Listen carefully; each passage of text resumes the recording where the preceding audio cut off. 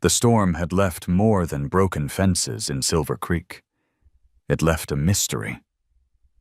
In a small Colorado town, a wild black horse stood caged, eyes burning with fear no man could calm. Guns failed. Ropes failed.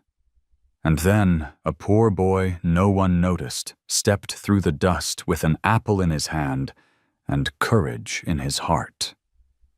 What happened next would change them both forever. The storm came like a living thing, a roaring wall of wind and thunder rolling down the valley of Silver Creek, Colorado.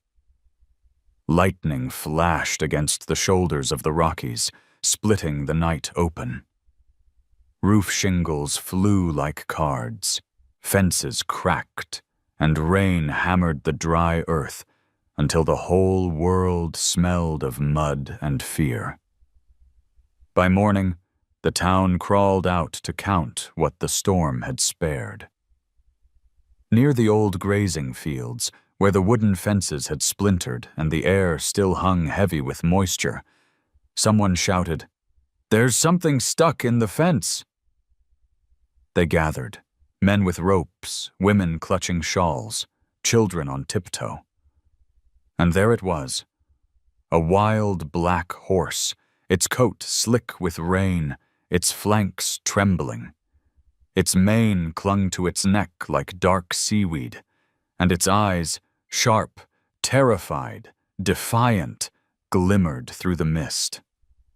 The animal thrashed against the broken railings, muscles rippling under the wet hide. Each time someone took a step closer, it lunged, teeth bared, hooves pounding the mud. Sheriff Dalton lifted a hand. "Stay back. That one's got the devil in him." From the crowd, a small voice whispered, "He's just scared." No one noticed the boy at first. 12, maybe 13, thin as a reed, clothes 2 sizes too big. His name was Tommy Clark. He stood barefoot in the wet grass, eyes wide, watching the horse fight against the ropes. His mother, Martha, hurried over and grabbed his shoulder. "Tommy, don't. You'll get hurt." But Tommy didn't move. Something in the horse's struggle, the raw panic, the loneliness, felt too familiar.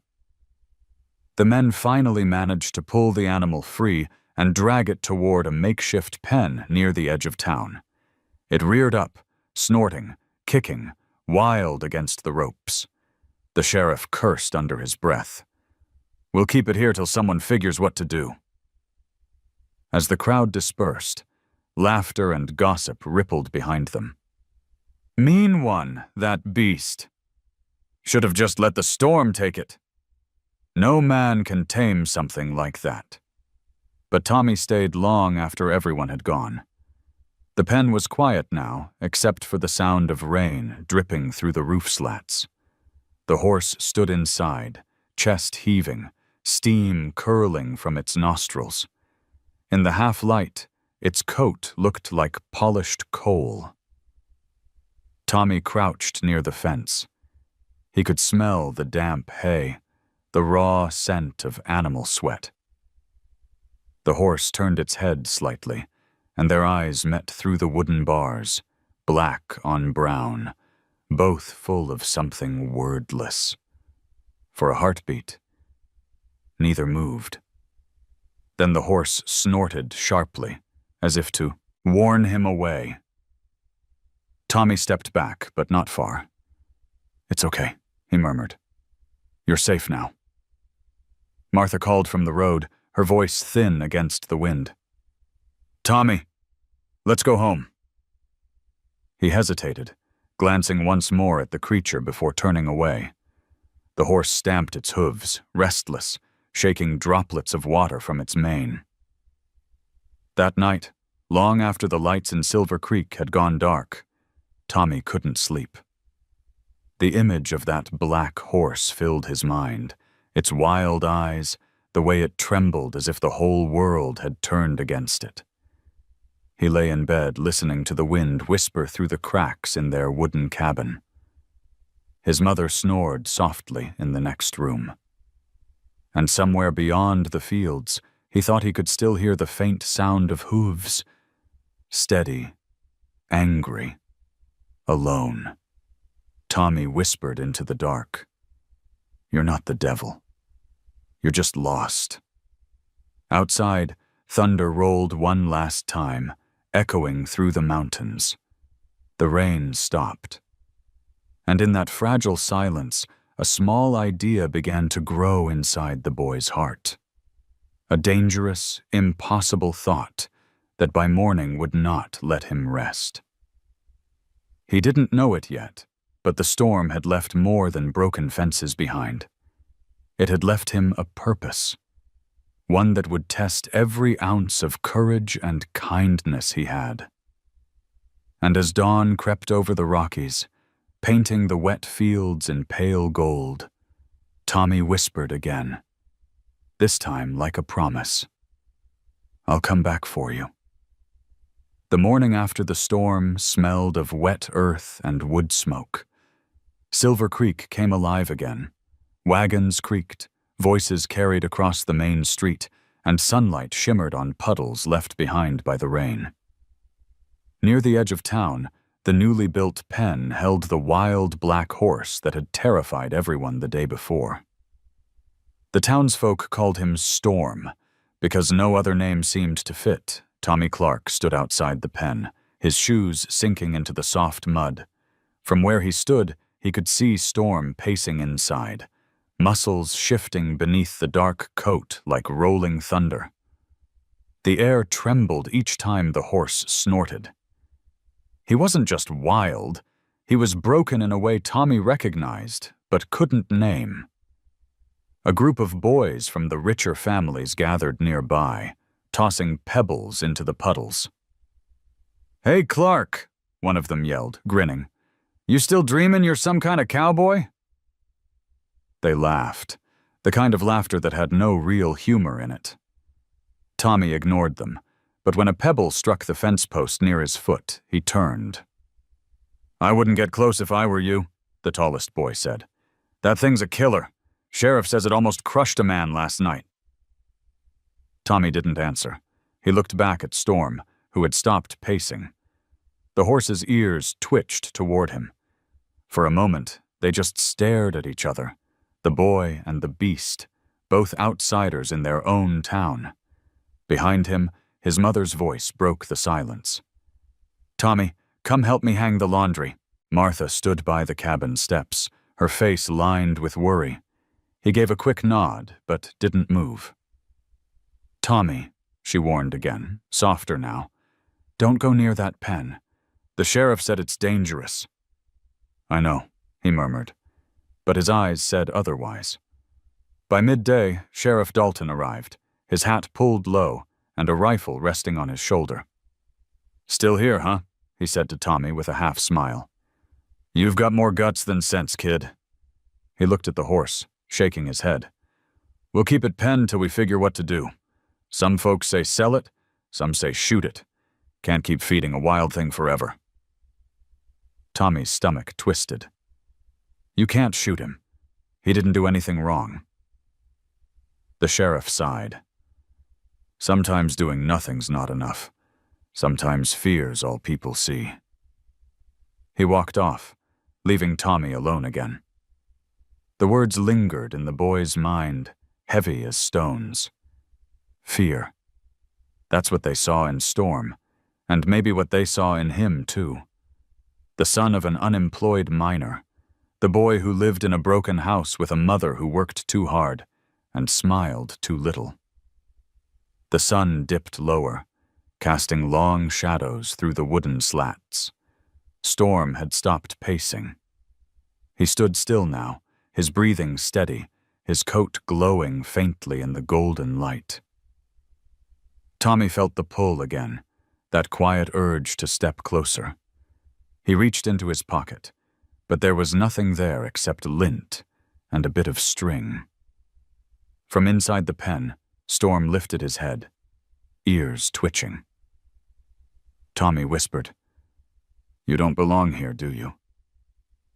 The horse snorted softly, almost like an answer. Then, a sudden crash. The horse kicked the trough, sending it tumbling against the wall. People shouted from down the road, rushing toward the noise. Tommy froze as Sheriff Dalton and a few men came running. "What happened?" the sheriff barked. "It went crazy again," a man shouted. Storm reared, slamming against the fence, mud flying in all directions. Tommy watched, heart hammering, as the horse's eyes went wild with terror. The crowd backed away. Someone yelled, "Shoot it before it hurts somebody!" "No!" Tommy's voice cracked. "Don't!" Dalton lifted his hand, motioning for everyone to stop. The horse was trembling, sides heaving, but it wasn't attacking. It was afraid. The sheriff muttered something under his breath and lowered his rifle. "Let it be," he said finally. "It's just scared." When the crowd dispersed, Tommy stayed, staring at the broken trough. He could see blood on the wood. Just a scratch, maybe, but enough to twist his stomach. He wanted to reach out, to tell the creature it wasn't alone. But fear held him there, on the other side of the fence. The evening wind rose, carrying the scent of pine and rain. Martha came again to fetch him. "Tommy," she said gently, "you can't fix everything that's hurt." He turned toward her, eyes shining.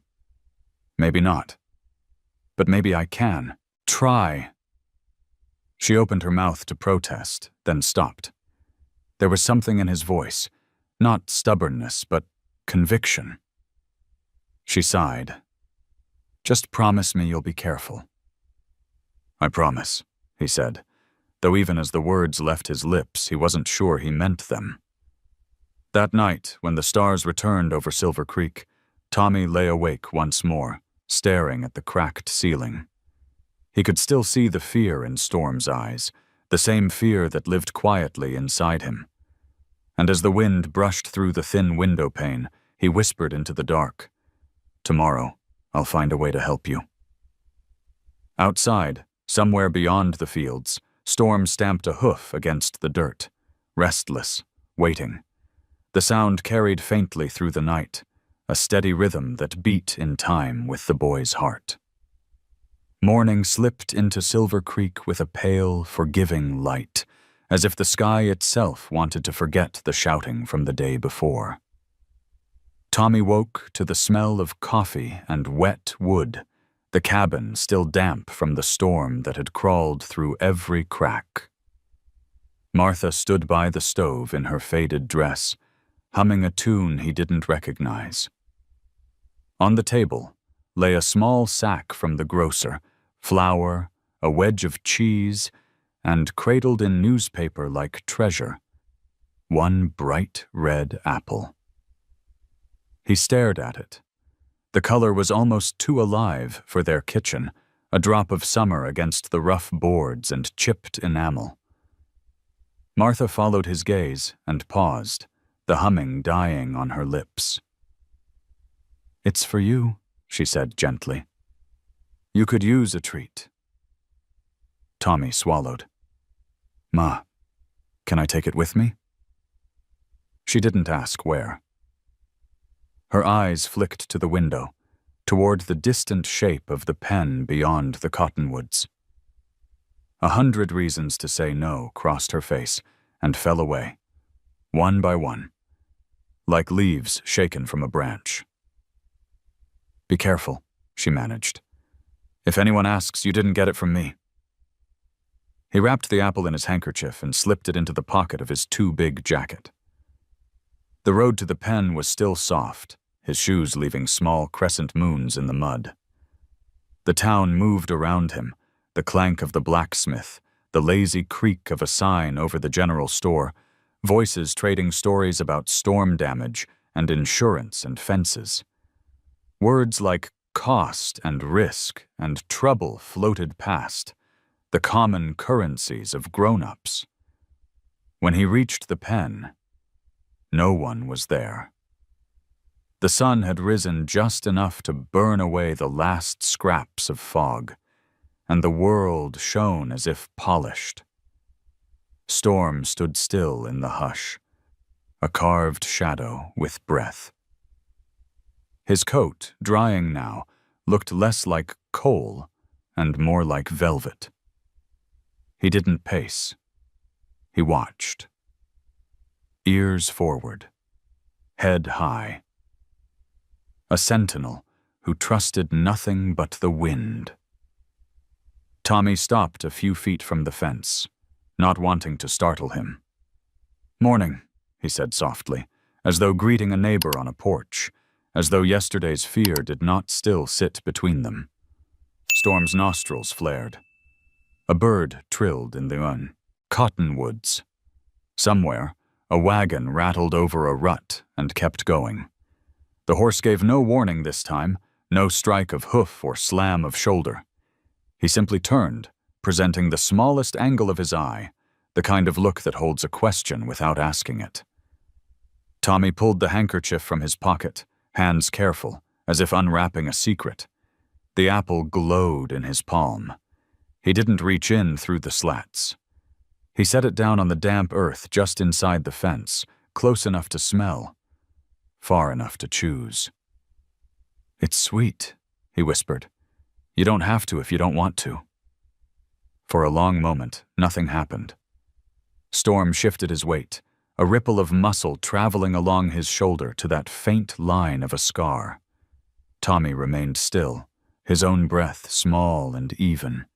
He could hear the small life sounds of the pen, a fly's thin complaint, the rustle of hay, the soft tick-tick of settling wood.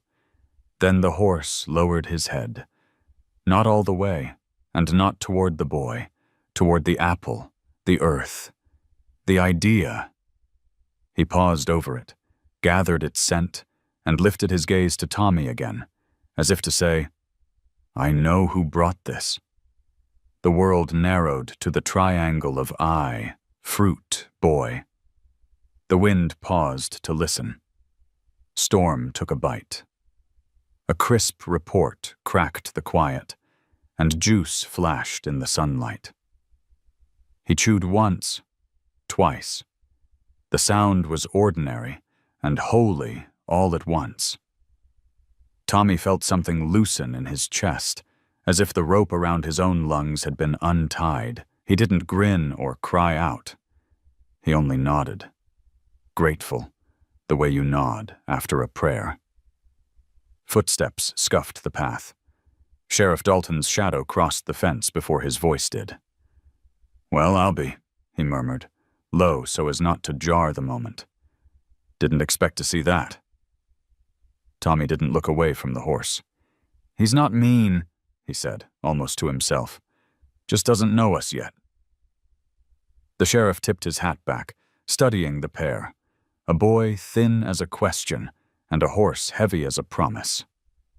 "You know, son, some folks pay a lot of money to watch a heartwarming story like this play out in a theater." His mouth twitched. "We get it for free." "It isn't about the money," Tommy said simply. "It's about being kind. Kindness makes sense even when nothing else does." Dalton grunted, not disagreeing. He glanced around the empty edge of town, then lowered his voice. "You keep your distance. If that horse startles, I won't risk it. Not for you, not for him." "I know." The sheriff waited a breath longer, then left them to the quiet. Tommy crouched again, inching a little closer, not enough to threaten, just enough to be present. Storm nosed the earth where the apple had been, seeking stray sweetness. When he found none, he looked up, and for the first time the boy noticed how the horse's ears turned, not away, but toward him. Listening. Choosing. "Thank you for trusting me," Tommy whispered. "I'll learn the rest of it." He didn't reach for the horse. Not yet. Instead, he reached into his pocket and found a bit of string, looped it around the lowest slat of the fence, and tied a small knot. A silly thing, a nothing thing, but it felt like leaving a sign. I was here, and I'll be back. By afternoon, word had drifted in that the grocer's son had seen the Clark boy feeding the devil. The laughs weren't as loud this time. A few even sounded curious. Tommy ignored the talk. He washed dishes for Mrs. Ogden behind the bakery in exchange for a second apple. "For your ma?" she asked with a wink. "For a friend," he said, and she let the wisp of mystery be. He returned at dusk, when the light turned the world honey-soft and forgiving. The second apple he didn't place on the ground. He held it, palm upright, steady as a fence post, breath quiet. Storm lifted his head and considered the offering. A moth flickered in the shadow between them. Tommy's hand trembled, not with fear, with hope. It is a different kind of shaking. Storm stepped closer. His breath warmed the boy's knuckles, and the smell of him, grass and dust and something rain clean, filled Tommy's head. One more step, and they would touch. The horse paused, stretched the moment thin as glass, then closed the distance. His lips brushed the apple, then the boy's skin, the soft velvet of a muzzle tracing a map no one else could read. He took the fruit with surprising gentleness. Something like a smile crossed the horse's face, or maybe it crossed the boy's, or the fences, or the lights. It didn't matter. What mattered was the quiet exchange. A gift given and accepted. A confidence returned with interest. Human-animal bond was a phrase Tommy didn't know, but he understood its truth. This wasn't horse rescue or a trick or a show. This was two lonely beings agreeing, wordlessly, to stop being lonely together. The evening cooled. Crickets struck up their tin instruments. Somewhere, Martha stepped onto their porch and listened for her son. Tommy knew he should go. He set his hand against the slat, fingers splayed, not reaching through. Storm lowered his head and let the bridge of his nose hover a breath away from those small fingers. They stood like that, not touching, and it felt more intimate than an embrace. "Tomorrow," Tommy said. "Same time." The horse flicked an ear, as if he'd mark it on a calendar the sky could read. As he turned to leave, Tommy glanced back and caught Storm's eye through the narrow gap between boards. The angle made the iris catch a last ribbon of light, a dark gem set in the wood. It held not fear, but attention, the kind you give a story when you want to hear how it ends. The boy's final words hung there, soft but certain, and the eye in the slats seemed to answer with its own quiet sentence. In that thin beam of dusk, chapter bled into chapter, and the world read on without moving its lips. For the next few days, the key and rhythm of Tommy's world changed. Morning meant chores, lessons half done, and the sound of his mother's voice calling after him as he disappeared toward the pen. Evening meant sitting quietly by the fence, speaking in low tones to a creature who still didn't trust him entirely, but no longer turned away. The days stretched warm and golden across Silver Creek, softening the edges of fear. By the fourth evening, Storm began to wait for him.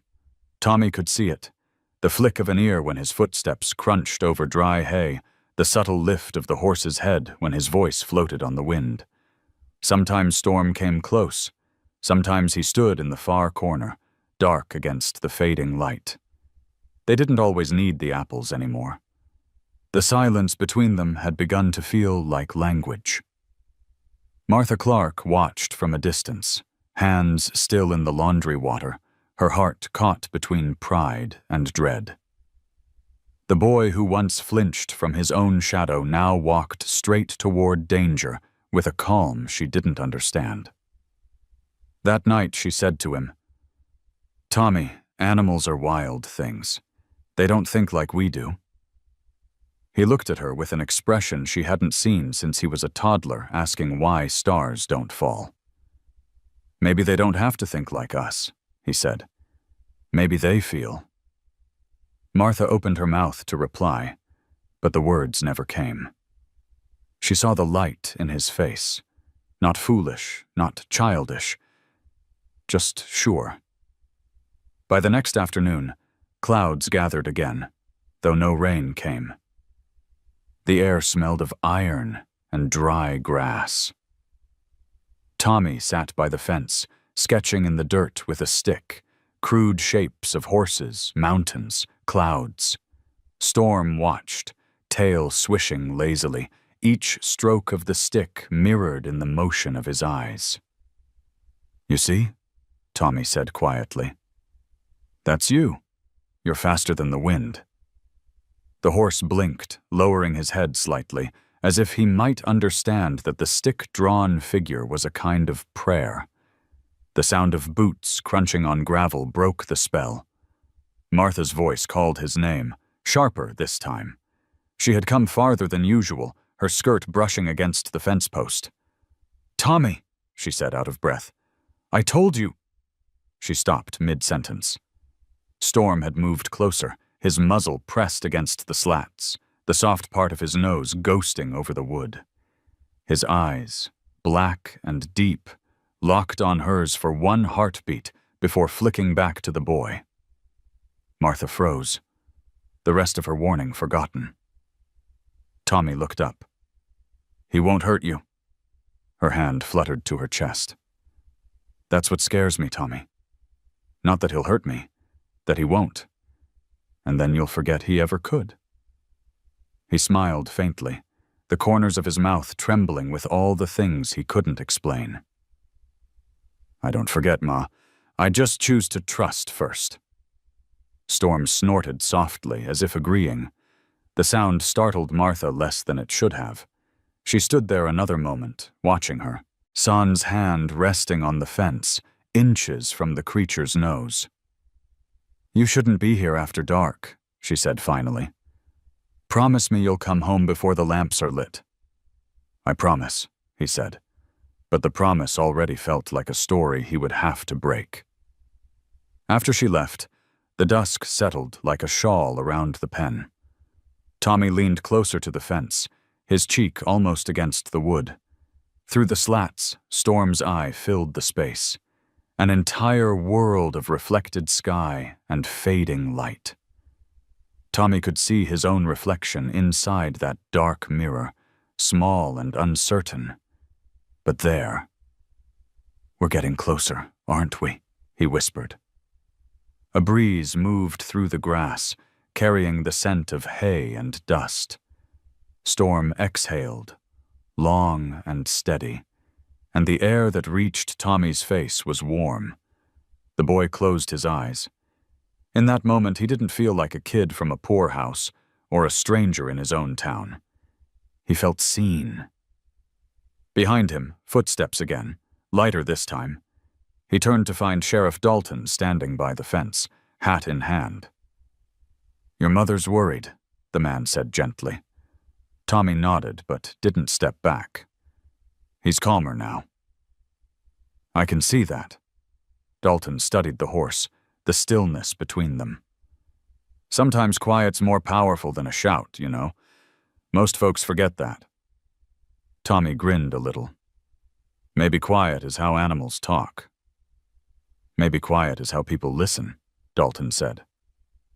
The sheriff stayed a while, leaning on the post, both of them watching the horse watch them. The world around seemed to shrink to that triangle again, man, boy, and beast, bound by something wordless and fragile. When Dalton finally left, Tommy remained, tracing circles on the wood with his fingertip, a habit he didn't notice. Later, as the first stars pricked the dark, Storm began to pace again, not out of fear, but impatience. He huffed, stamped once, then looked toward the boy. Tommy laughed softly. I know. You want out, don't you?" The horse tossed his mane, and for the briefest instant, it looked like he nodded. "Not yet," Tommy whispered. "One day." He stayed until the moon rose, its silver light sliding through the gaps in the boards, striping the horse's body in ribbons. Storm's eye caught the glow. For a heartbeat, it looked like it held a star. Tommy thought about telling someone how it felt to see the night sky trapped inside another living thing, but he knew they wouldn't understand. Some moments weren't meant for words. When he finally left, he walked backward for a few steps, unwilling to turn his back. Storm stood still, only his tail moving, a black brush painting slow arcs in the air. The boy gave a small wave, almost shy. "See you tomorrow," he said. And through the slats, that same steady eye followed him until he disappeared down the dirt road, carrying with him the quiet proof that trust, once begun, doesn't vanish with the dark. When Saturday dawned, Silver Creek woke with its usual hum, hammers tapping, wagons rolling, the faint notes of a fiddle drifting from the saloon porch. But something in the air was different, charged with curiosity. Word had spread. The Clark boy had tamed the wild black horse. People loved to doubt miracles and secretly hoped to witness one. Tommy didn't know the rumor had reached every ear. He arrived at the pen like always, his hand still smelling faintly of soap from the morning dishes. The world shimmered under a thin heat haze. Storm stood near the gate, mane glossy in the light, as if he too sensed that the day would not be like the others. Before Tommy could greet him, voices came up the road. 3 men and 2 women, then more, followed by a handful of children. Soon, half the town stood around the pen. The sheriff approached last, his expression unreadable. "Well, looks like you've got an audience today," he said. Tommy's stomach tightened. "Why?" Dalton shrugged. "People want to see for themselves. They're saying you've worked a miracle." "I didn't do anything," Tommy said. "He just trusts me." "Son, that's about as close to a miracle as it gets," the sheriff replied. Martha arrived soon after, out of breath, her hair pinned hastily. She caught Tommy's eye, half pride, half terror. "Don't do anything foolish," she whispered. "They're waiting to see you fail." He nodded, though his heart drummed hard enough to make his chest ache. The crowd pressed closer. "Go on, kid," someone shouted. "Let's see this wonder horse." Tommy stepped through the gate, the wood creaking beneath his hand. Inside, the air felt thicker, the smell of hay and sweat sharper. Storm pawed the dirt once, uneasy at the noise, then fixed his gaze on the boy. For a heartbeat, everything else faded. "Hey there," Tommy said softly. "It's just me." The murmurs quieted. You could hear the slow rhythm of the horse's breath, the scuff of boots on dry ground. Storm took a step forward, then another, until his muzzle brushed Tommy's shoulder. A wave of awe rippled through the crowd. Someone gasped. A woman covered her mouth. Sheriff Dalton raised his brows. "Well, I'll be—" Tommy lifted a hand and ran it along Storm's neck. The animal didn't flinch. He lowered his head, the way he had in the pen on quiet evenings, and pressed gently against the boy's arm. The gesture was unmistakable. Trust, not fear. The kind of trust no whip or rope could ever buy. The moment hung there, shimmering in the heat. Then a man near the fence spoke up. "You got lucky once. Let's see him follow you." Tommy hesitated. He'd never led Storm before, not more than a few steps in the pen, but something in the horse's stillness told him it was time. "Come on, boy," he said softly, stepping backward, tugging the air between them like a thread. Storm hesitated, then followed. One step, then two. The crowd broke into scattered applause. The sound startled the horse. His ears flicked back, muscles twitching. "Easy," Tommy murmured. "You're all right." The horse steadied. He followed the boy in a slow, circling walk. Around and around the pen they moved. A small boy with bare feet and a creature of shadow and lightning, tethered only by faith. When they stopped, Storm exhaled, and the sound was almost human. A sigh after years of fear. Tommy rested his hand on the horse's chest. "See," he whispered. "They know now." Sheriff Dalton turned to the crowd. "Looks like the wild thing's got himself a friend." The cheers rose this time, genuine, unguarded. Even the doubters clapped. Martha pressed her hands together, tears standing in her eyes. For a moment, the noise of the town softened into something like grace. Afterward, as people drifted away, a few patted Tommy's shoulder. "You did good, kid. That's one brave horse." The baker's wife even offered him a sweet roll, sticky with cinnamon. For once, no one called him that miner's boy. He wasn't invisible anymore. Sheriff Dalton lingered by the fence. "You know what this means, don't you?" Tommy frowned. "What?" "People will start wanting things. They'll want to ride him, test him, prove he's not dangerous. You'll have to stand up for him." Tommy nodded. "I will." The sheriff smiled, a rare, weary kind of smile. "You've got a good heart, Tommy. Don't let this town break it." As the sheriff walked away, Martha came to his side. "You scared me half to death," she said, but her voice was soft. "I didn't do anything, Ma," he said, wiping sweat from his forehead. "You did more than you think," she replied. "Sometimes being gentle is the bravest thing a person can do." That evening, the sun fell low over the Rockies, painting the world in copper and rose. Tommy sat on the fence, feet dangling, watching Storm graze in the pen. Every so often, the horse lifted his head, eyes glinting in the light, and the boy felt the same quiet understanding pass between them. The noise of the crowd was gone now, replaced by the wind's hush through the dry grass. Yet the memory lingered. How the horse had followed, how the town had gasped, how the impossible had briefly felt real. He whispered, "You did good, Storm."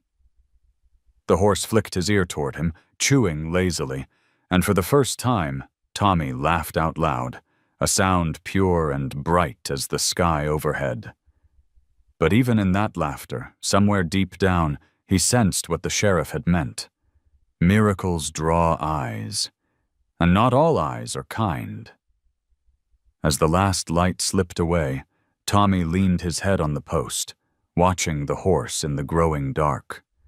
The smell of dust and hay wrapped around him, warm and familiar. "We'll be all right," he said quietly, unsure if he was promising the horse or himself. From inside the pen, Storm lifted his head, ears pricking, as if he'd heard every word. The boy smiled, too tired and too full of wonder to move.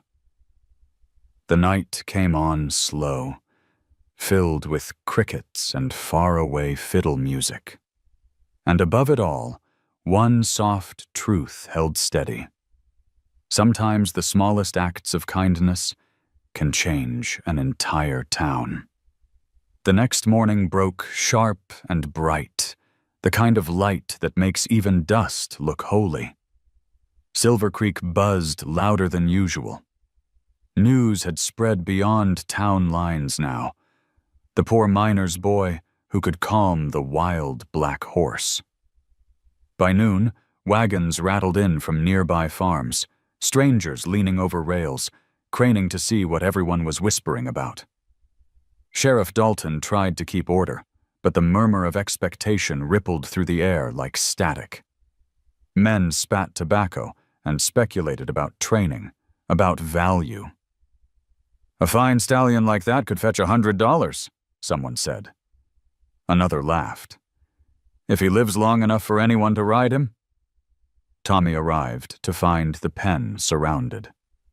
Martha trailed behind, clutching her shawl, her face drawn tight.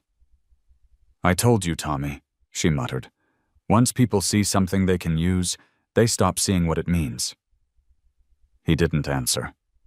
He just kept walking until he reached the fence.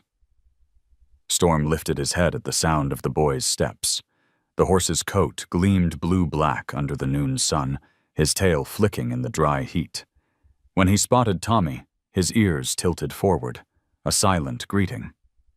From the crowd came a deep, mocking laugh. A tall man in a clean vest and fine boots pushed his way to the front. "So this is the famous pair," he said, voice thick with amusement.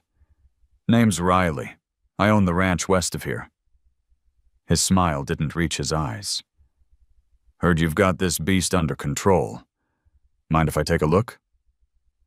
Before Tommy could speak, Sheriff Dalton stepped between them. "The boy's done good work, but the horse ain't ready." Riley scoffed.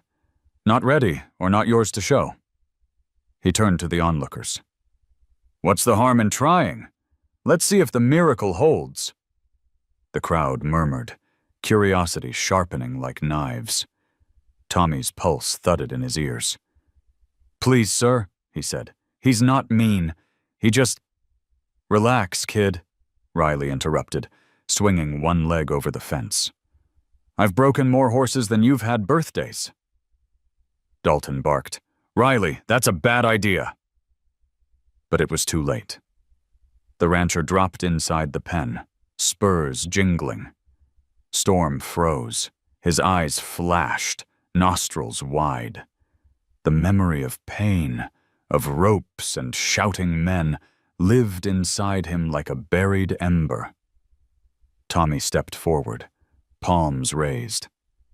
"Don't," he whispered, voice trembling.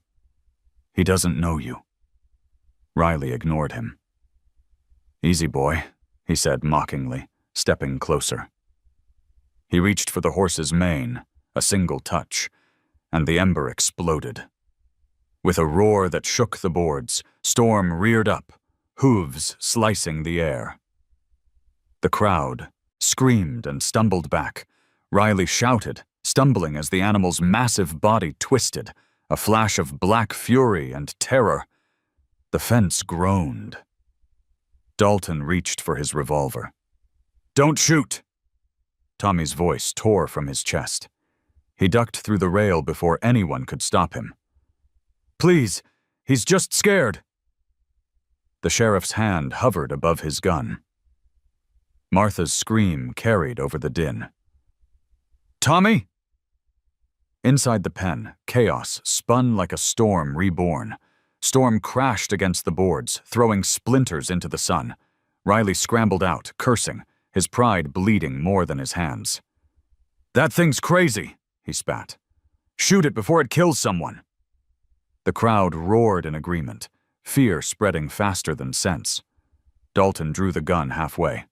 "Back off, Tommy!" But Tommy stood between the barrel and the horse, his arms wide, his voice breaking. "No! He's not dangerous. He's hurt. You scared him." Storm backed into the far corner, sides heaving, eyes rolling white. The boy's voice trembled, but he didn't move. "It's all right, Storm," he said softly, barely audible under the noise. "It's me."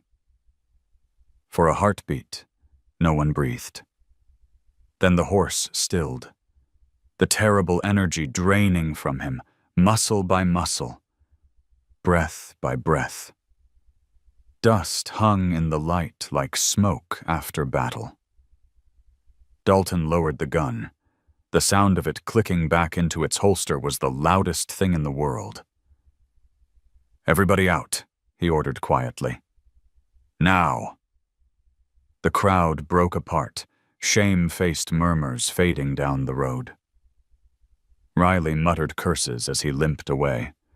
Only Tommy, his mother, and the sheriff remained. Martha ran to the fence, tears streaking through the dust on her cheeks. "Tommy, what were you thinking?" He turned to her, face streaked with sweat, voice raw. "I couldn't let them hurt him. He's like me, Ma. Nobody wanted him." Her breath caught. The sheriff looked down, pretending not to hear. When the pen was quiet again, Tommy approached Storm slowly. The horse trembled, but didn't retreat. He laid a hand on the animal's neck, feeling the heartbeat thrumming under his palm, a rhythm wild and fragile. "You're safe now," he whispered.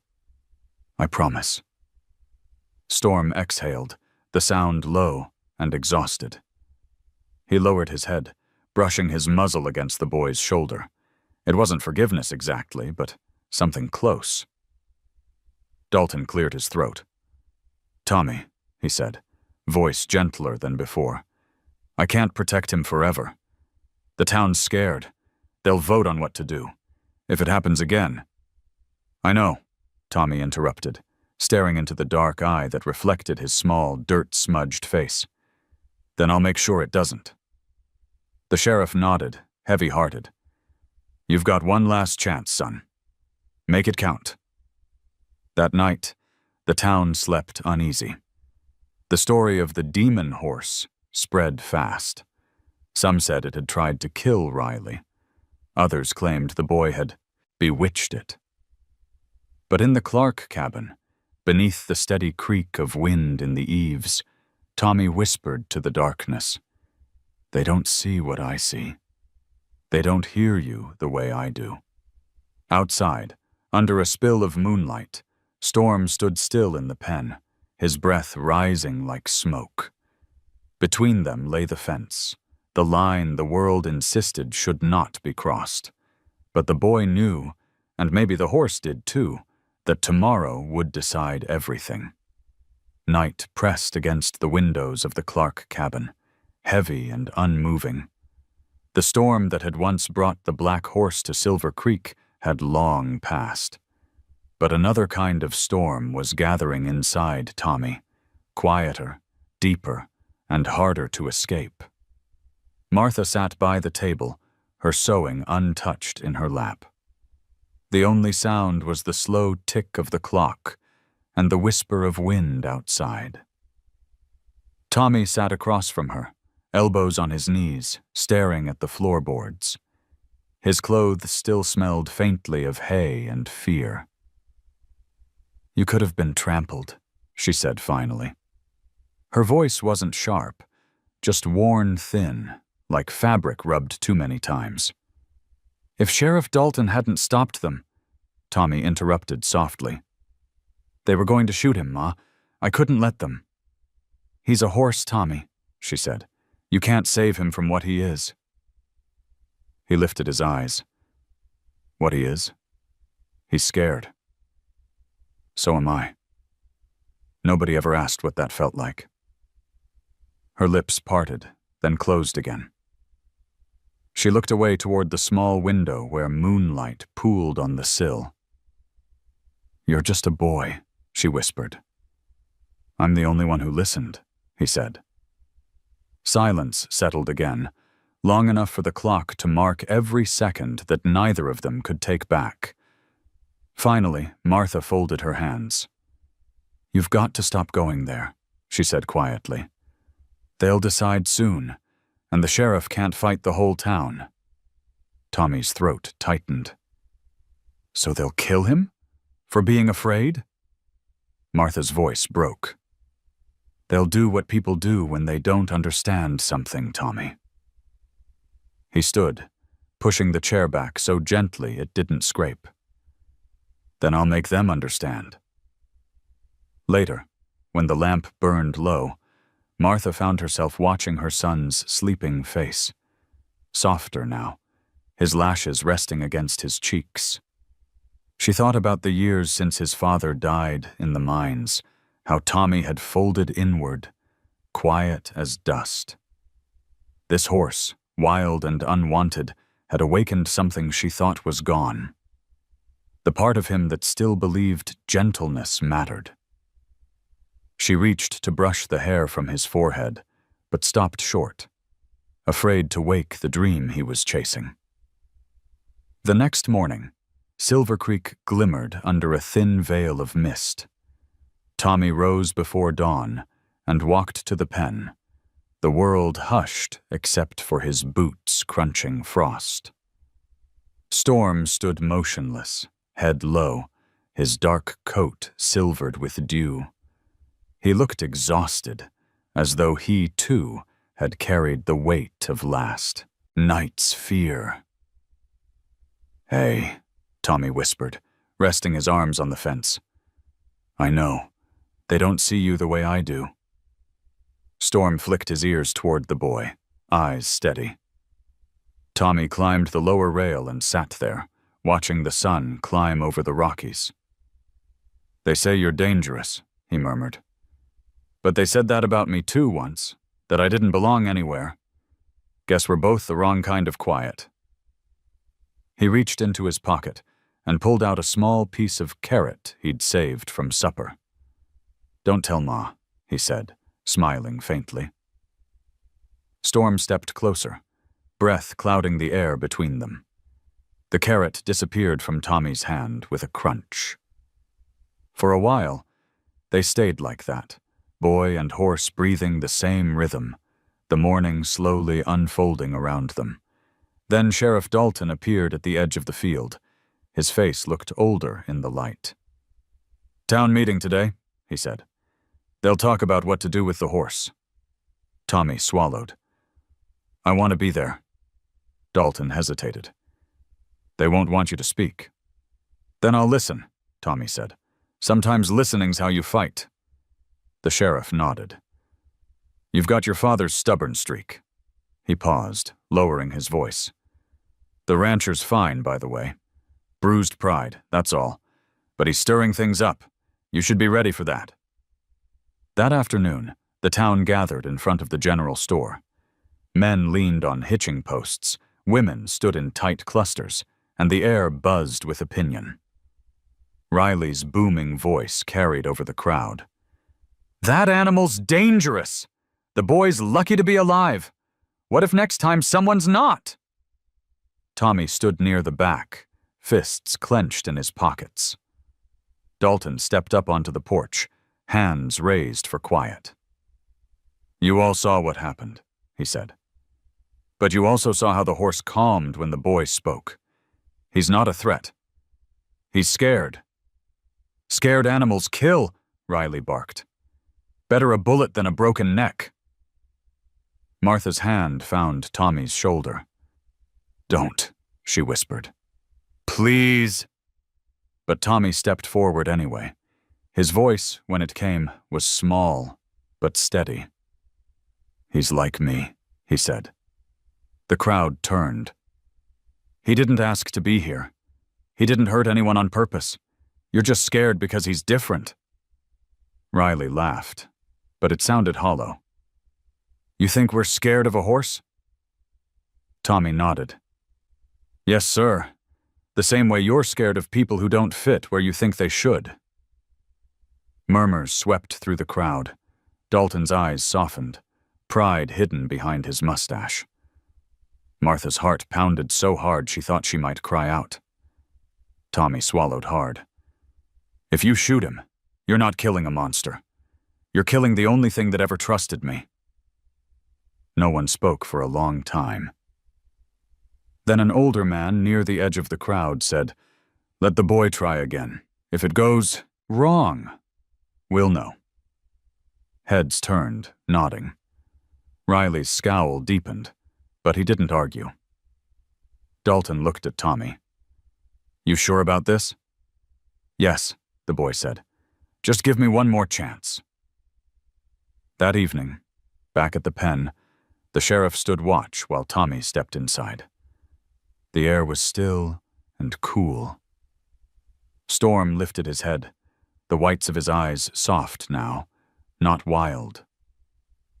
Tommy reached out and laid his palm against the horse's neck. They're giving us one last try, he whispered. Let's not waste it. Storm leaned into the touch, warm and heavy. The sheriff turned away, pretending to check his watch, but there was a flicker of relief in his eyes. As the sun dropped behind the mountains, Martha appeared at the fence.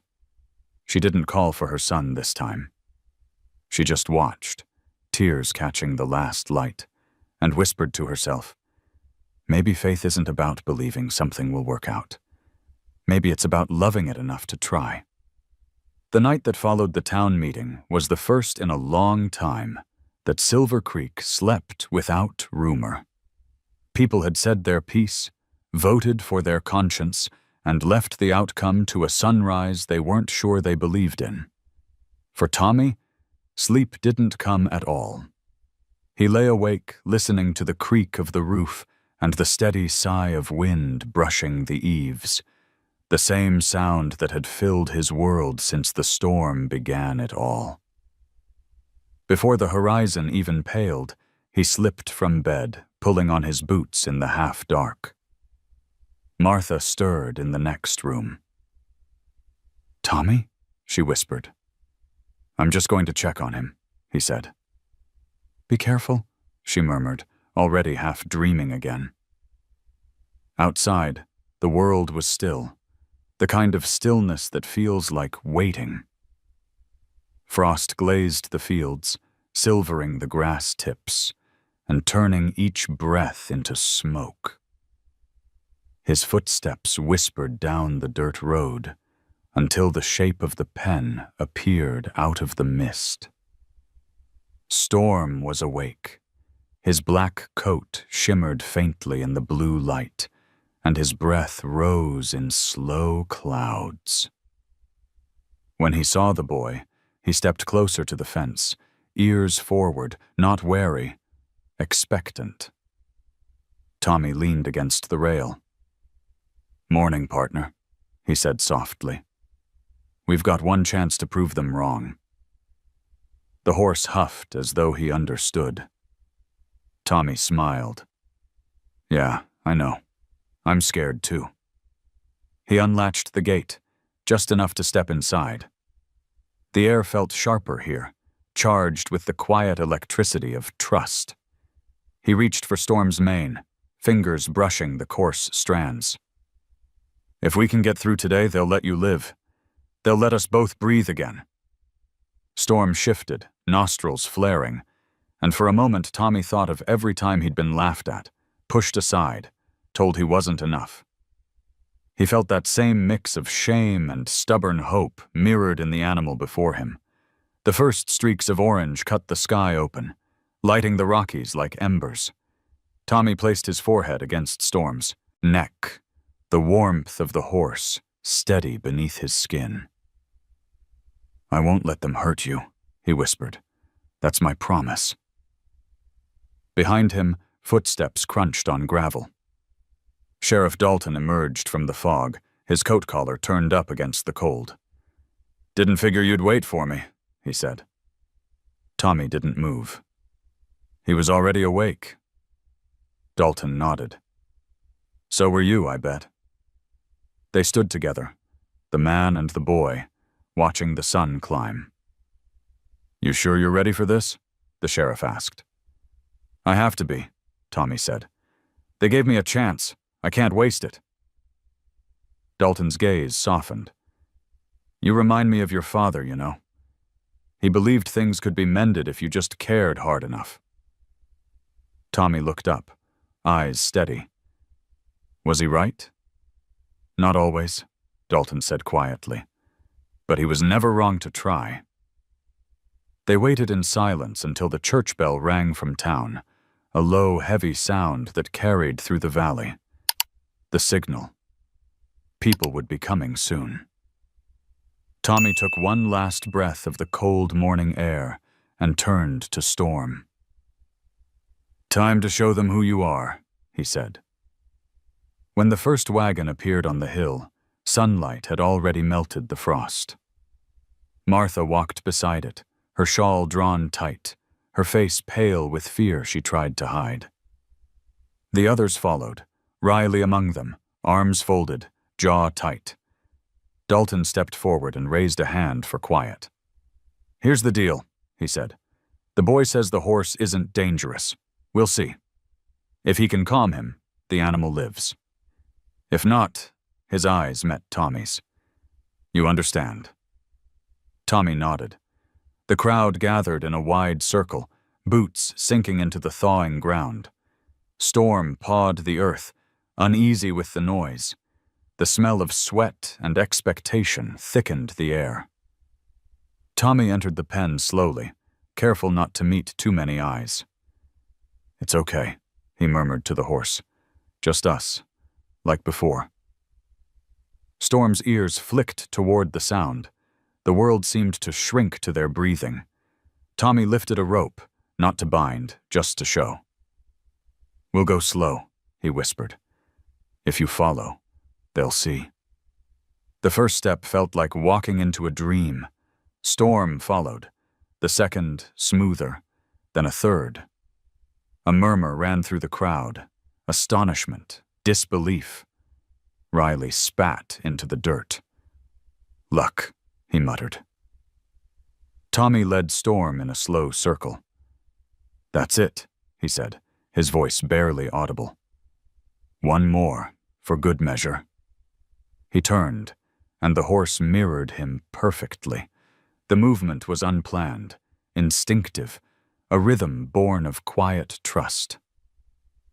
Dalton exhaled, his hand falling from the gun at his side. "Well, I'll be damned," he murmured, forgetting himself. Storm halted beside Tommy, lowering his head until his muzzle brushed the boy's sleeve. The touch was soft, deliberate. The crowd's silence broke into hesitant applause. Martha covered her mouth, tears blurring her sight. But before the noise could swell, a sudden crack echoed, a board snapping underfoot, someone stumbling near the fence. The horse flinched, muscles tensing. A single moment of stillness, sharp as lightning. And then he reared slightly, eyes flashing. "Easy," Tommy said quickly, stepping closer instead of back. "Easy, Storm. It's all right." The horse trembled, sides heaving. Then, slowly, he lowered his head again, breath coming hard but steady. Tommy laid a hand on his cheek. "You're safe," he said softly. "No one's gonna hurt you." The tension drained away, leaving only the sound of wind through the grass. Dalton's voice rang out, quiet but certain. "That's enough. You've seen what you needed to see. The horse stays." Relief broke like sunlight. The crowd exhaled, laughter mingling with murmurs of amazement. Even Riley, face dark with embarrassment, found nothing to say. Martha ran forward, stopping at the fence. "You did it," she whispered, her voice shaking. Tommy turned, smiling for the first time in days. "No, Ma, we did." She frowned, confused. "He only trusted me because I never stopped believing in him," Tommy said. "You never stopped believing in me." Dalton touched his hat, his eyes bright in the morning glare. "Well, son, looks like Faith just bought that horse a sunrise." Tommy laughed softly, the sound catching in his throat. He turned back to Storm. The horse stood tall, black coat glowing in the new light, ears twitching toward the boy. For the first time, they both looked free. As the crowd dispersed, The sheriff lingered. "You kept your promise," he said. Tommy nodded. So did he.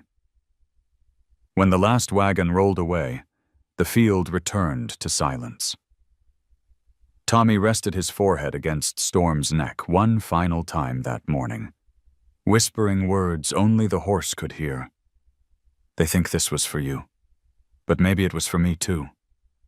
The sun rose higher, burning away the last of the mist, and the boy's small shadow melted into the horse's. One shape, one story, bound by a promise made at dawn. The morning after the promise, Silver Creek felt strangely quiet, as though the valley itself was catching its breath.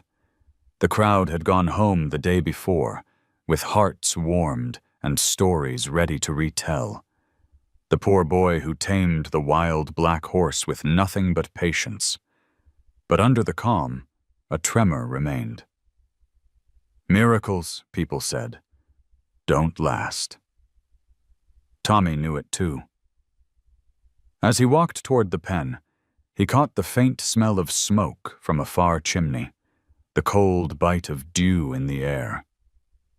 He'd slept little, his dreams full of hooves and thunder, though the sky had stayed clear. The memory of Storm's near panic still throbbed behind his ribs. A single noise, a sudden motion. That was all it took to wake the fear again. When he reached the fence, Storm was waiting. The horse's coat glistened black-blue in the new light. His eyes were softer now, yet somewhere behind them lingered a question. "Do you still trust me?" Tommy smiled faintly. "I do," he said. "And I need you to trust me back." He stepped inside. The ground was dry again, dust rising around his boots. "Let's try something," he whispered. He'd brought a worn halter, one he'd borrowed from Sheriff Dalton. The idea wasn't to break Storm, just to show him the world outside the pen. Storm stood still as the boy lifted the leather straps. "It's all right," Tommy said. "You're not trapped, not anymore." He held out the halter for the horse to see. Storm's ears flicked forward, his muscles rippled. For a long moment, he didn't move. Then, slowly, he lowered his head. Tommy slipped the loop gently over his muzzle, his fingers shaking. When the buckle clicked, a strange stillness filled the air. A new kind of silence, one heavy with meaning. Tommy exhaled. "Good boy." From the road, a voice called out. It was Sheriff Dalton, watching from the fence. "You sure you're ready to take him out?" Tommy turned. "He's ready." Dalton nodded once. "Then take it slow. A man shouldn't rush a friendship." The gate creaked open, and for the first time, Storm stepped beyond the walls that had held him since the storm. His hooves met the open earth, his nostrils flaring as if tasting freedom itself. The sound of it, the deep, steady rhythm of hoofbeats, spread across the field, the kind that makes the heart keep time. Tommy walked beside him, one hand lightly on the rope, not guiding, just accompanying. The wind rose, brushing through the horse's mane, sending dark strands across the boy's face. He laughed softly, half in disbelief, half in wonder. "We did it," he said. But the moment's peace didn't last. From beyond the barn, a sudden crash rang out, a wooden board falling, the echo sharp as a gunshot. Storm startled, eyes wide. His body tensed like a bowstring.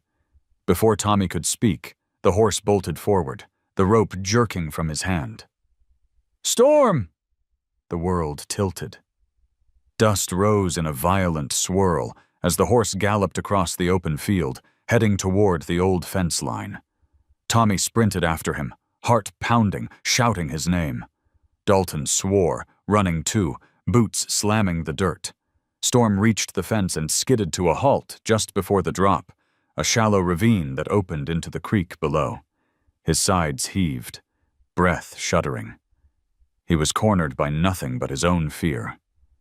Tommy slowed, stopping a few feet away, chest burning. "It's okay," he gasped. "I'm here."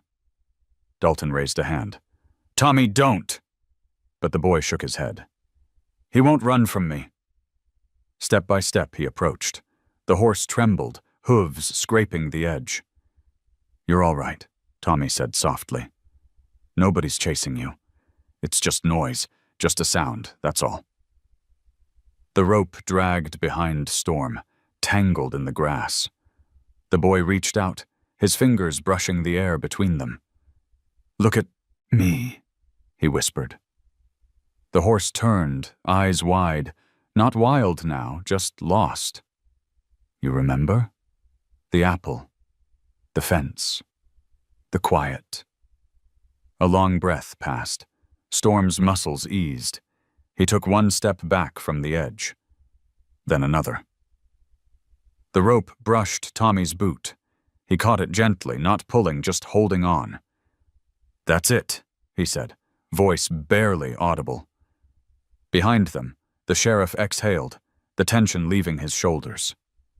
"Well, I'll be damned," he murmured. Tommy smiled, tears stinging his eyes. "See? I told you he'd come back." Storm lowered his head, pressing his muzzle to the boy's chest. The weight of it almost toppled Tommy, but he didn't move away. He stood there, arms half raised, caught between laughter and sobbing. Dalton looked on, and even he couldn't hide the wetness in his eyes. The sheriff finally spoke, voice rough. "Son, you just did something no man in this town could have done. You didn't tame him.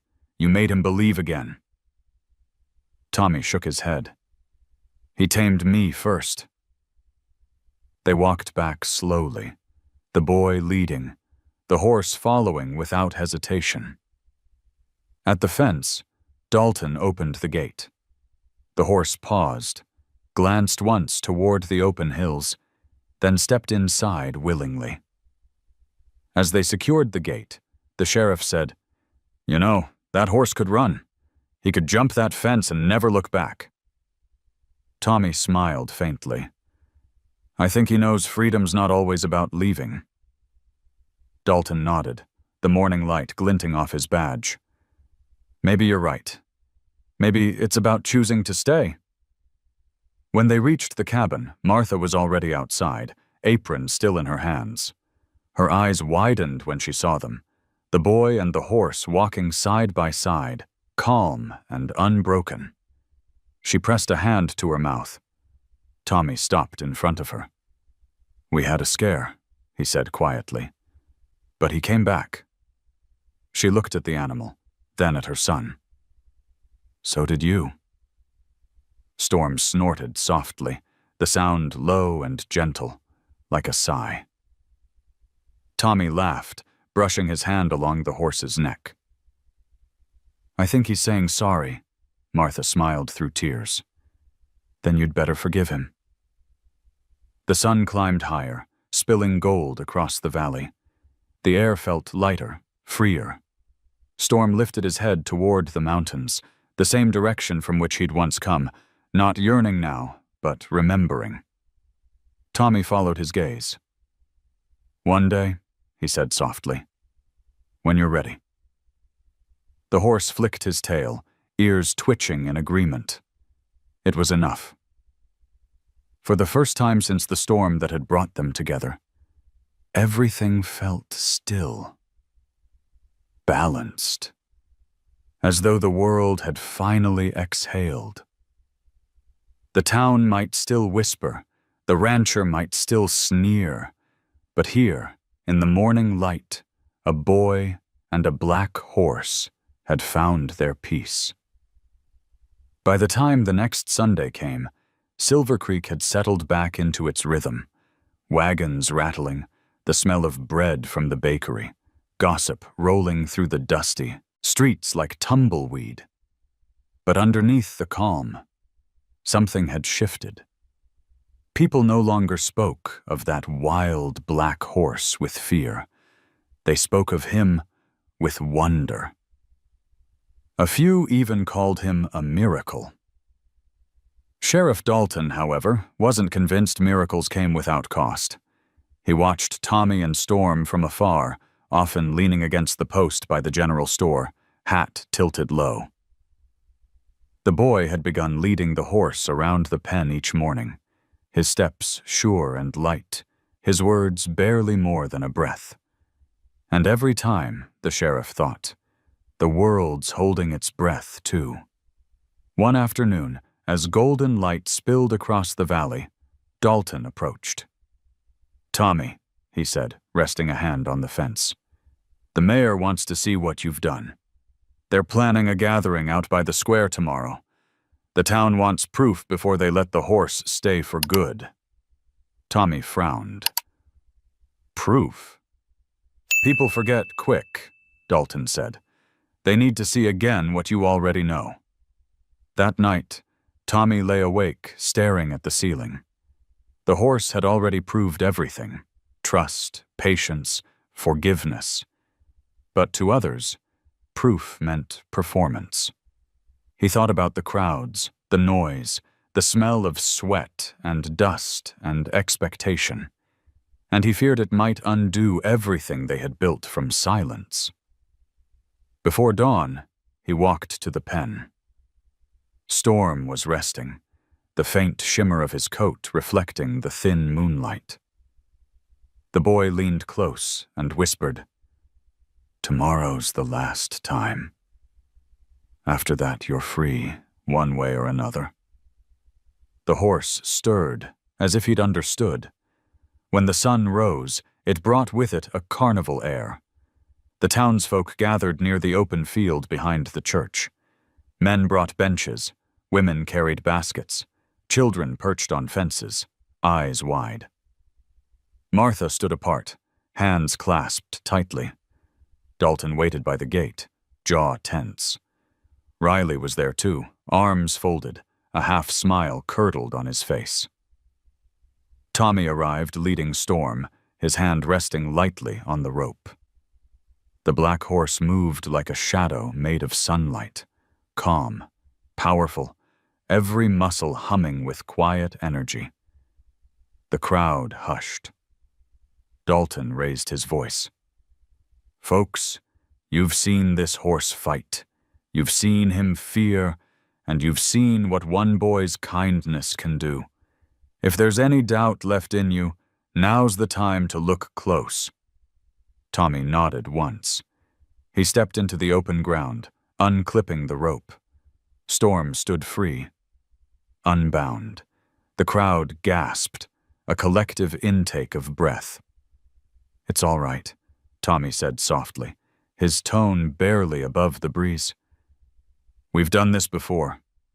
Just you and me." He took a few steps backward.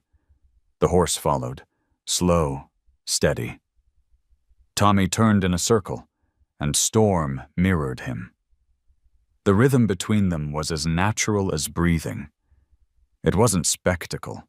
It was understanding made visible. The crowd murmured, spellbound. Even Riley's smirk faltered. Then, as if guided by something unseen, Tommy stopped and lowered to one knee. His voice carried, clear and calm. "You don't owe me anything. But if you trust me, just once more, show them what you've already shown me." For a moment, nothing happened. The wind caught the edge of Tommy's shirt. Dust drifted lazily through the sunlight. Storm stood motionless, head high, tail flicking gently. Then he exhaled, a long, low sound, and lowered himself, one leg, then the other, until his knees touched the earth. The gasp that followed was unlike any sound Silver Creek had ever made. Some clapped hands to their mouths, others simply froze. Martha pressed a trembling hand to her heart. Dalton removed his hat, eyes glistening. Riley took a step back, his disbelief raw and unguarded. Tommy stayed still, barely breathing. The horse's head lowered beside him until boy and beast were at the same height, equal in the dirt.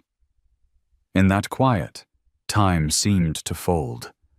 There was no pen, no fear, no storm, just two lives bound by trust, the world watching but unable to understand the language they spoke. When Tommy finally rose, Storm followed.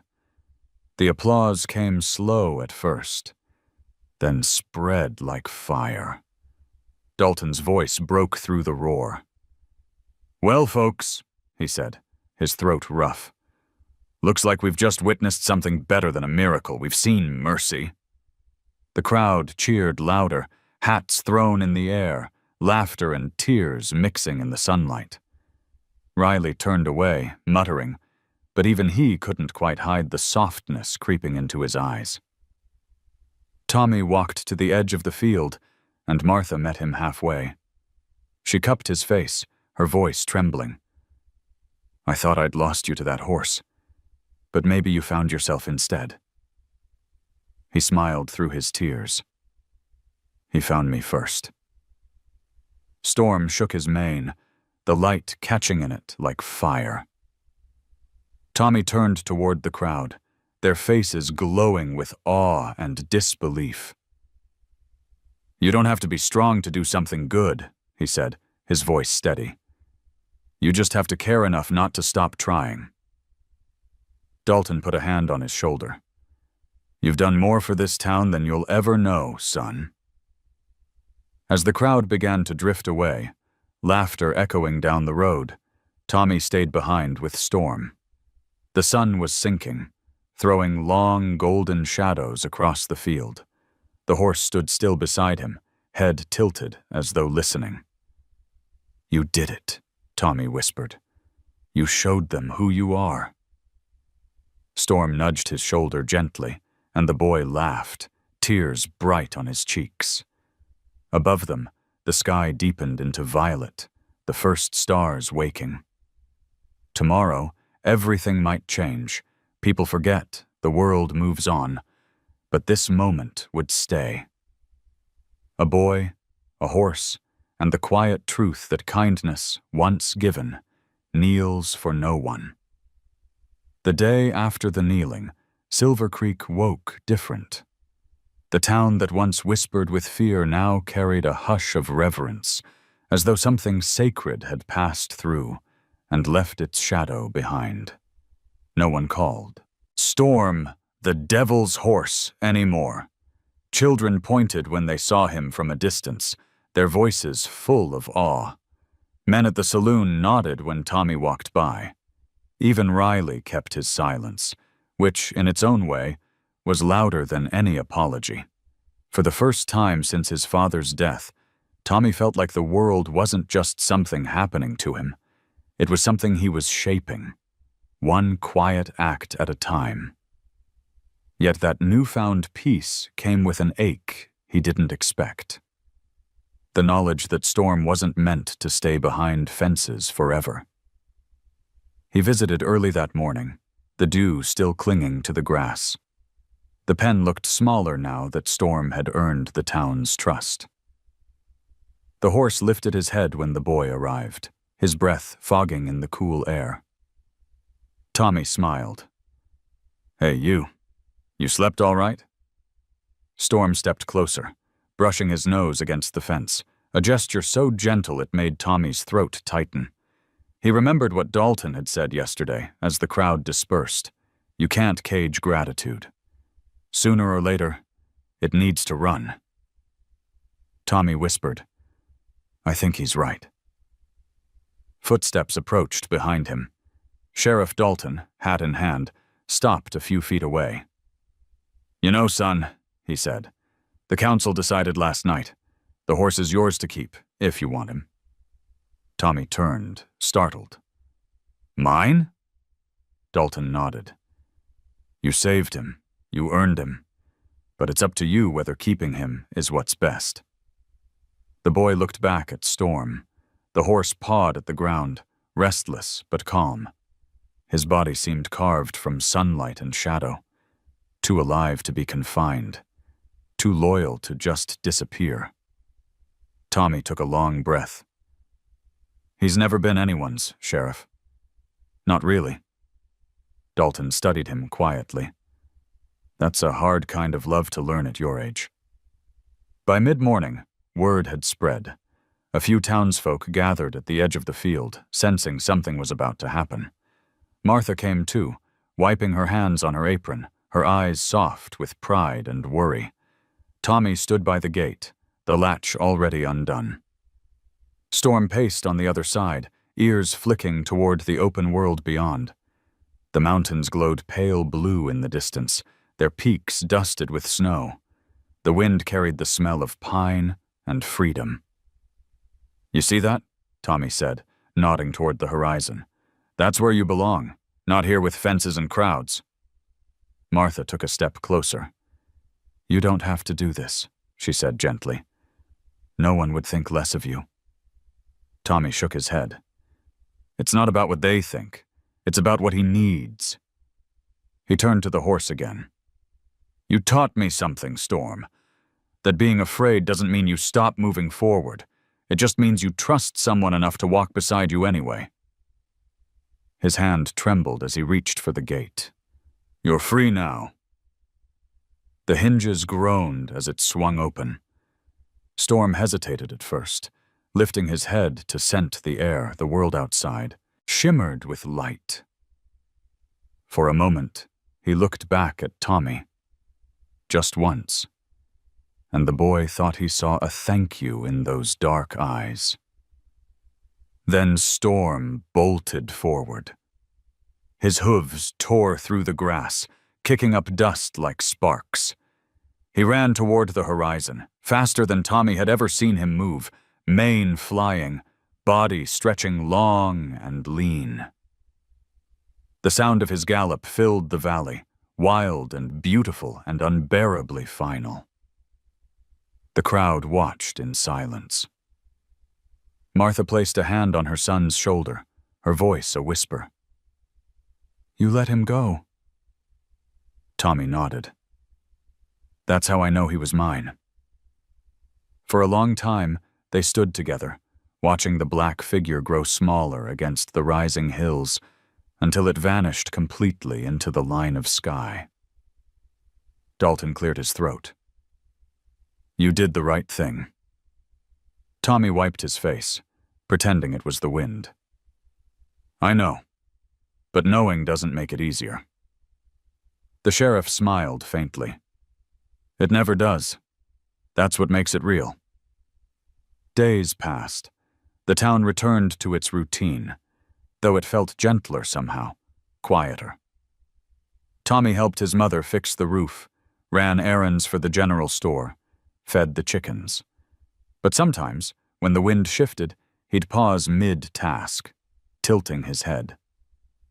Somewhere beyond the hills, he could almost hear hoofbeats echoing across the open land.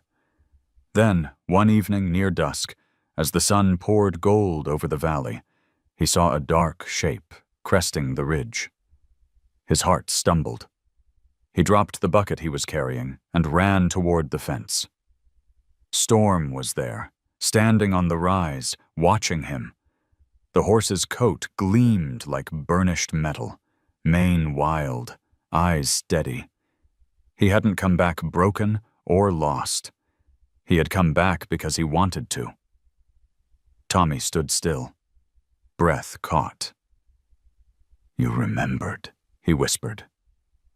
Storm whinnied softly and began walking down the slope, slow and sure.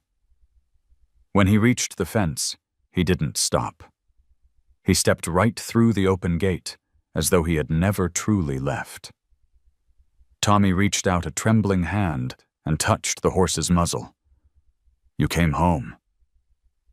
The horse's breath was warm against his palm, and in that quiet moment, Tommy understood something simple and vast, that freedom and love were never opposites. One only mattered when the other was given. Behind them, the sheriff and Martha stood at a distance, saying nothing. The boy and the horse stood together under the bleeding sky, shadows long and joined, neither bound nor apart, just home. Morning came slow to Silver Creek, the kind of morning that felt like a long-held breath being released. A light fog clung to the fields, softening everything. The fences, the mountains, even the sound of the waking town. Tommy stepped outside the cabin and stood barefoot on the damp grass, his breath rising in white clouds. He'd barely slept, afraid that when he opened his eyes, Storm would be gone again. But when he looked toward the pen, he saw that black silhouette standing tall against the pale horizon. The horse had stayed, free, but choosing to be near. Martha joined him on the porch, wrapping a shawl around her shoulders. "He's still here," she said softly. Tommy nodded, smiling faintly. Maybe he figured out this place isn't so bad. She looked at her son. Taller now, stronger, though the same quiet light shone in his eyes. Or maybe he stayed because you are. The boy didn't answer. He walked across the grass, dew soaking his cuffs, until he reached the fence. Storm turned at the sound, ears flicking forward. Tommy placed a hand on the post. "Hey, partner," he said, voice barely above the wind. The horse stepped closer. His coat shimmered in the half-light, deep and dark as oil. For a long moment, neither moved. Then Tommy whispered, "You know, I think we're both different now. You learned how to trust, and I learned when to let go." Storm snorted softly, as if to disagree. Tommy chuckled. "Yeah, maybe we both learned the same thing, that letting go doesn't mean walking away." Behind him, the town began to stir. The clang of the blacksmith's hammer echoed faintly, followed by a dog's bark and the clatter of wagon wheels. But here, inside this quiet corner of the valley, the world felt still. Sheriff Dalton appeared at the edge of the field, his hat tilted low, a cup of coffee in his hand. "Morning," he called out. "Thought I'd find you here." Tommy turned. "You always do?" Dalton smiled. "Habit, I guess. Just making sure my two favorite troublemakers are still behaving." He leaned on the fence beside Tommy, sipping his coffee. "You know, the town's been talking about you. Some want to build a proper stable, something safer for him. Others think you ought to ride him in the summer parade. Wouldn't that be a sight?" Tommy laughed. "I don't think Storm's much for parades." Dalton shrugged. "Maybe not, but I reckon he likes an audience, as long as it's the right one." They stood together watching the horse graze, the sun slowly bleeding gold across the prairie. "You ever think about leaving?" Dalton asked suddenly. Tommy hesitated. "Sometimes. But not yet. There's still something here I'm supposed to do." The sheriff nodded. "Maybe that's how you know you're home. When staying feels like a choice, not a cage." He set his empty cup on the fence post and started back toward town. "You take care of him, son." Tommy called after him.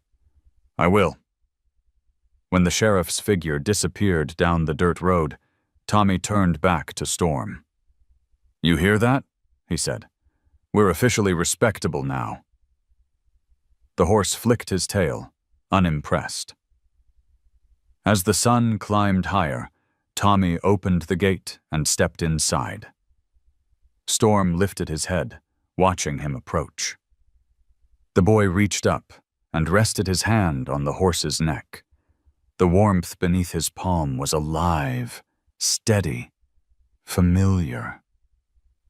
"Come on," he said quietly. "Let's see what the world looks like from up there." It took a moment. A silent exchange, a breath, a decision.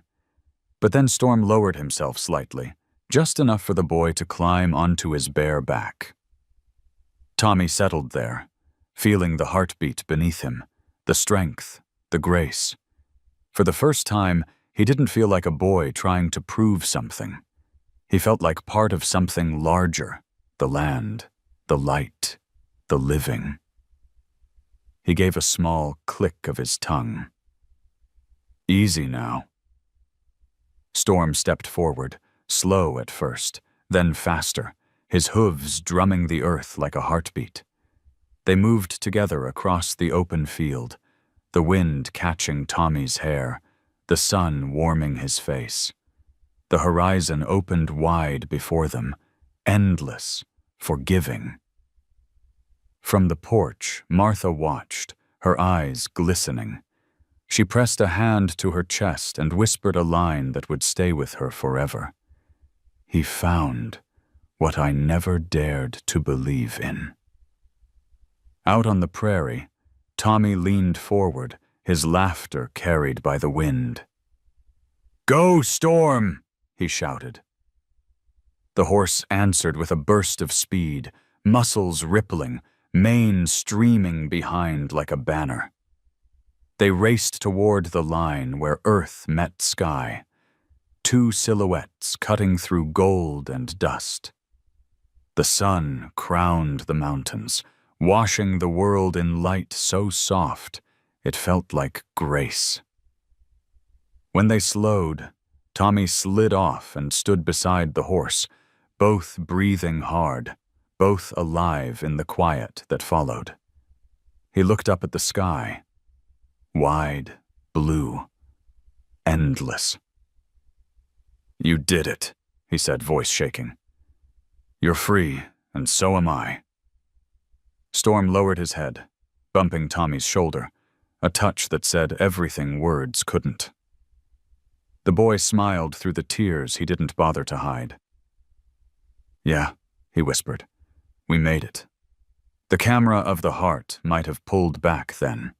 A wide shot of the boy and the black horse standing on the golden prairie, the mountains glowing behind them, the morning wind wrapping around them like a blessing. And for anyone watching, for anyone who had ever been afraid, or lost, or unwanted, that image carried its own quiet message, that even broken things can find their way home if someone believes long enough.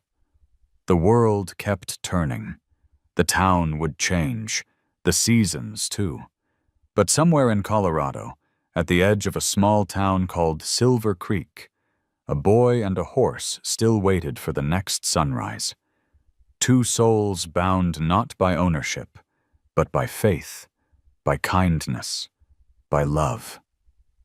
And now, I want to hear from you. If you were that boy, would you have dared to reach out to the wild black horse?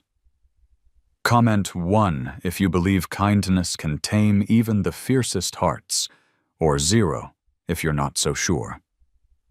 Don't forget to subscribe for more heartwarming stories of hope, courage, and the bond between humans and animals.